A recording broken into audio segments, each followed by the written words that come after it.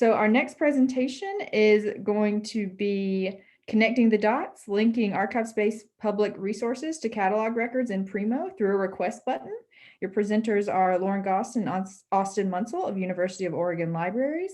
Staff at the University of Oregon Libraries developed a plugin that links patrons from Archival Description in their ArchivesSpace Public User Interface to requesting options available in the UO Library Catalog Primo. The links appear as a persistent request button present in ArchivesSpace resource records and archival objects. This presentation will cover the development of and requirements for UO's ArchivesSpace Primo request integration, as well as impacts on patron requesting and public services generally. A link to this integration is already available on the forum wiki.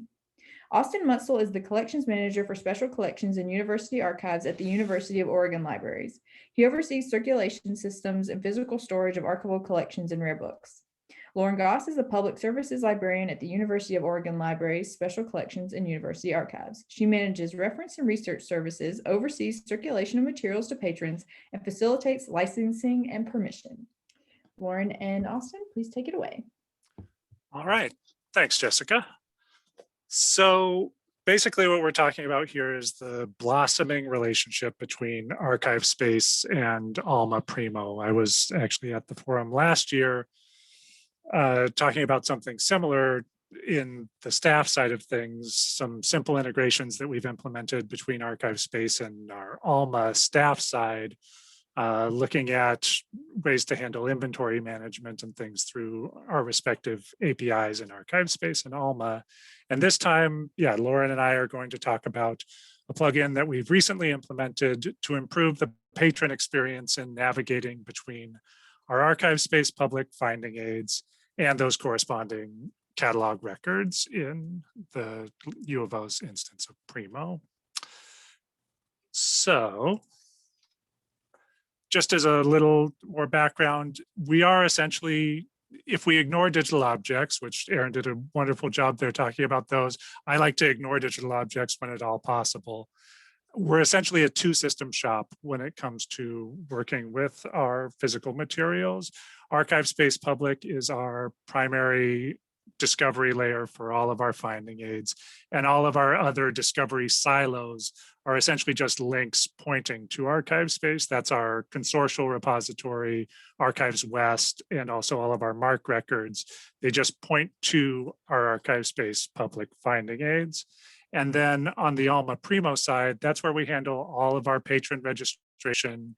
All material requesting happens through Primo, and then circulation and inventory management activities all happen through Alma. The staff are working with them. So because we're using these two silos so intensively, we're continually looking for ways to better integrate these two systems and make the experience more seamless, both for our patrons and then for our staff who are working with them. So this plugin was really focused on the patron experience side of that thing. As I mentioned, our MARC records all have links pointing to ArchivesSpace Public. On the right-hand side here, we've got one of those catalog records and the link, and on the left-hand side, our ArchivesSpace Public. But before we had implemented this plugin, this was really a one-way journey. We could get patrons from the catalog into ArchivesSpace Public, but there was no reciprocal linking, bringing them back to our requesting options in Primo. And since so many of our patrons and users were coming from outside of the library catalog, probably most of them are coming to us through search engines or possibly from that consortial repository, that made our ArchivesSpace Public finding aids kind of a dead end from the requesting perspective. We did have links to the library catalog embedded in all our finding aids, but then the patron had to go in and find the corresponding record again to do their requesting in the library catalog.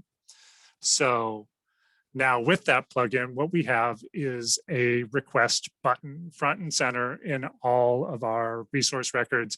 It also exists in all of the archival objects attached to any of these resource records. And this request button takes users directly from ArchivesSpace Public into the corresponding record in Primo, where they can request things if the user already is signed into their library account in Primo, it will take them directly to request option buttons that exist on all our catalog. And Lauren will show that in a second.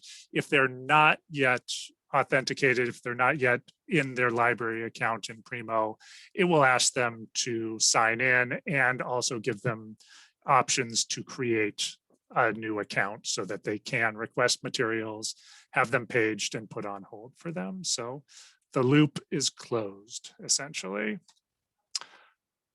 So briefly, the requirements to make this plugin work. It's actually quite simple, really. The first thing is ALMA record identifiers. They're called MMS IDs if you speak ALMA.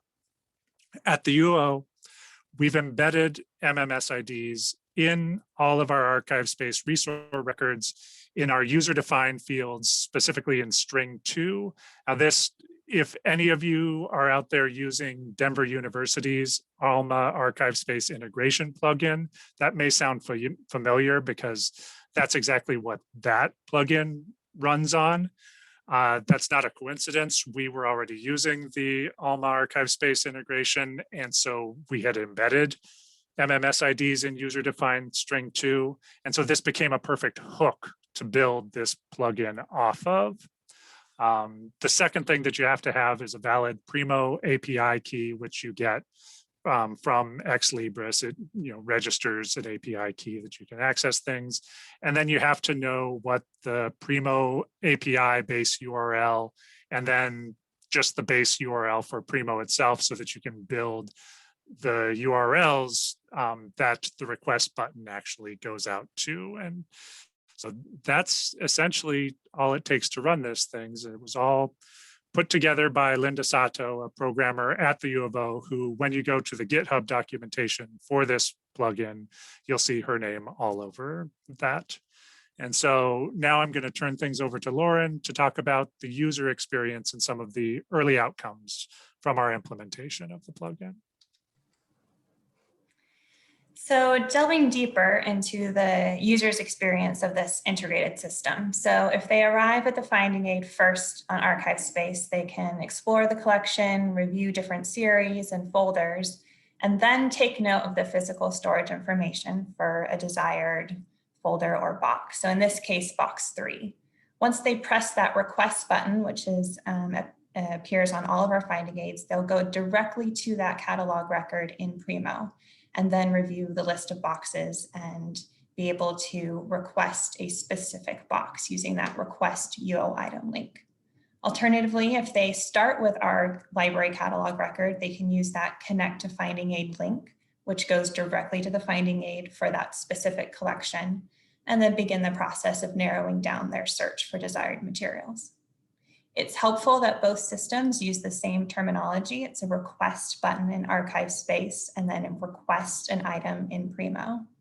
And then for our campus users, especially when we're doing instruction sessions or other sessions with our students, reinforcing that process for requesting access to library materials that may not be immediately available. So we have, several branch libraries are also requesting materials from our regional consortium or interlibrary loan, getting our users, especially our campus users, used to requesting materials in advance of their research.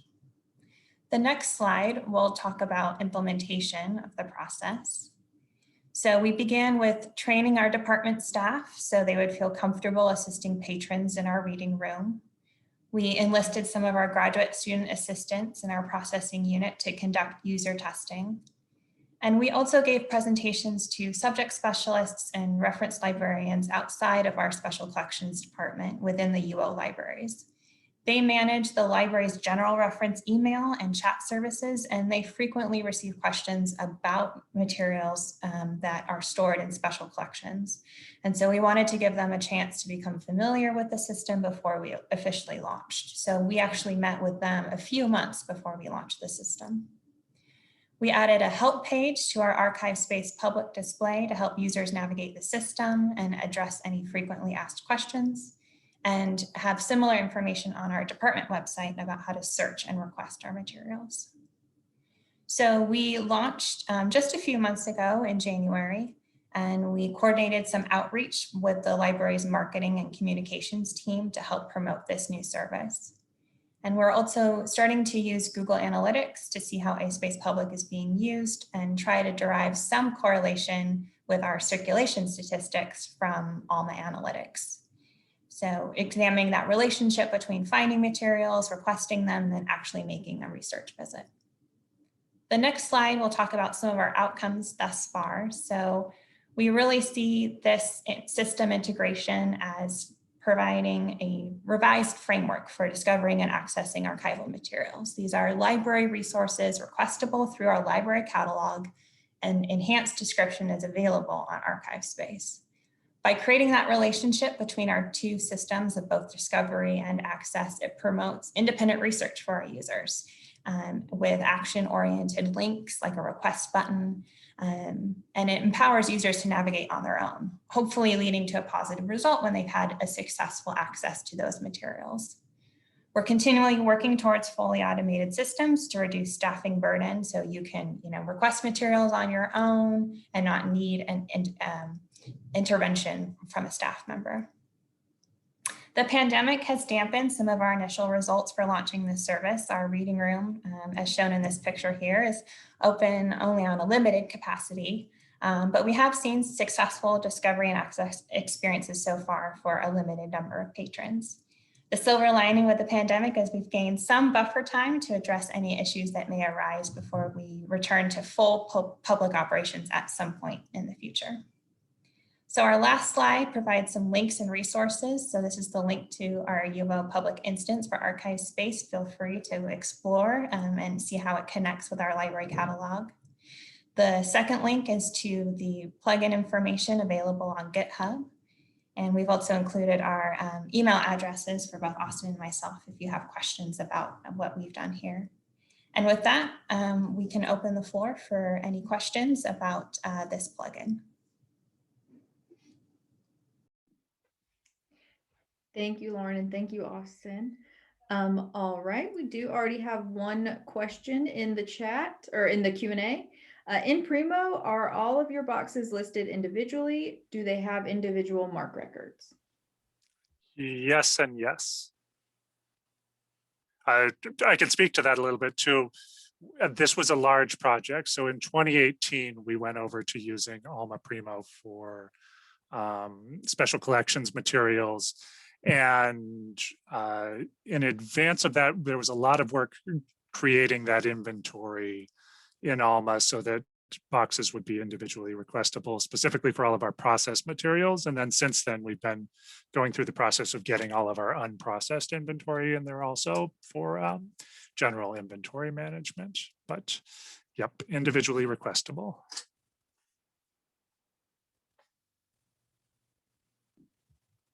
Thanks. What about researchers who don't have a Primo account, community members who are not affiliated with the university? You want to do that one, Lauren? Sure. So we do have a system, an online form where people can register an account. That is one of the challenges that we have. If you go directly to the catalog, there's not a direct link from Primo to that patron registration form. That is one of our pain points, but we do have a way for people to register, from around the world on their own, get an account and request those materials in advance of a visit. And I'll just chime in that makes use of an Alma patron registration API that exists, and there's good documentation for as far as creating it. Thanks. Where do your researchers use the archival material? In the archives or somewhere else in the library?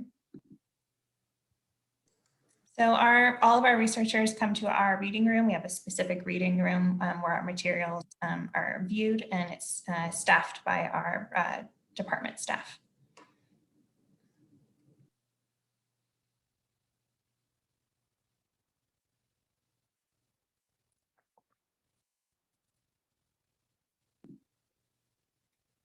Oh, another.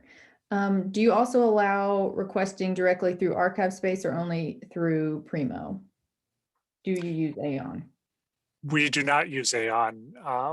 In fact, our implementation in Alma, I would say, was specifically in reaction to a balking at the price tag for Aon when we first went that direction. And so essentially what we've built in Alma Primo is some Aon-like functionalities. Yeah.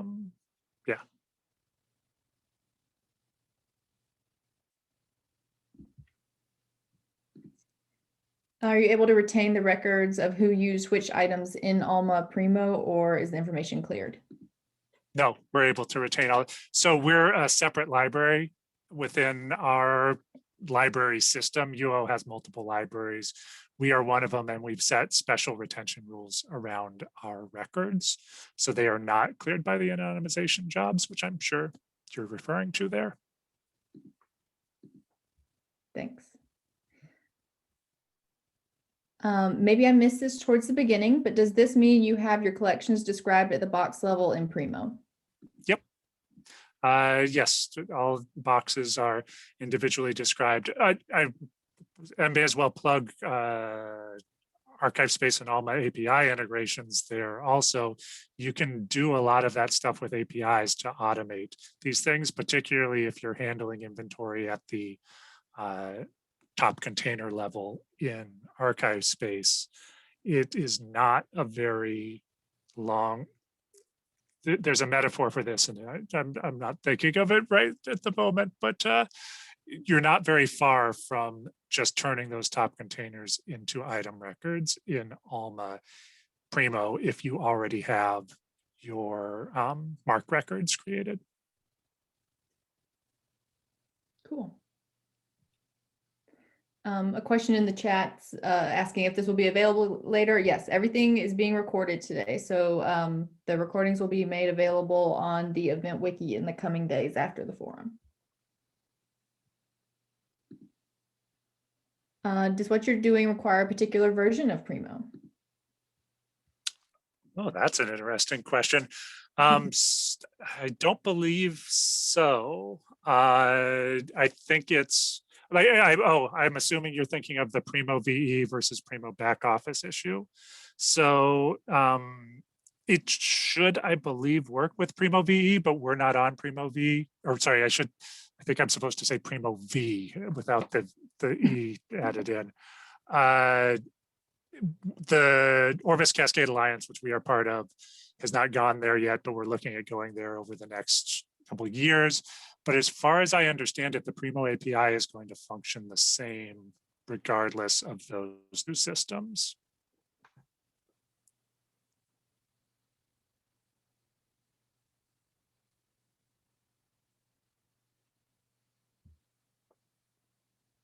All right, thanks. We have just a minute or two left and no questions in the chat. So I'm speaking slowly to see if any questions come through the chat in the last minute. But thank you to Lauren and Austin for this. This is always a topic of great interest, obviously, with all the questions. And the link to that request plugin is already up on the event wiki, in addition to being available on this slide. And someone asked, do you imagine sustaining this for future ArchivesSpace developments? Yes, 100%. In fact, I want to see us integrate more with Alma Primo as we move forward, as it seems like it's not going away anytime soon. So for the next online forum, I'm hoping we're presenting about our integration that also creates MARC records and sets the entire inventory for a collection with one single button integration out of ArchivesSpace. Okay, you heard it here, folks. The next year, Austin will be presenting. I think Linda Sato is watching right now, and so I'm hoping she's cringing right now. This is going to be an ongoing series for next year that we already have our topic decided. Well, thank you very much. Thank you again to Lauren and Austin. This was great. And I do hope to see you at next year's online forum, but no pressure.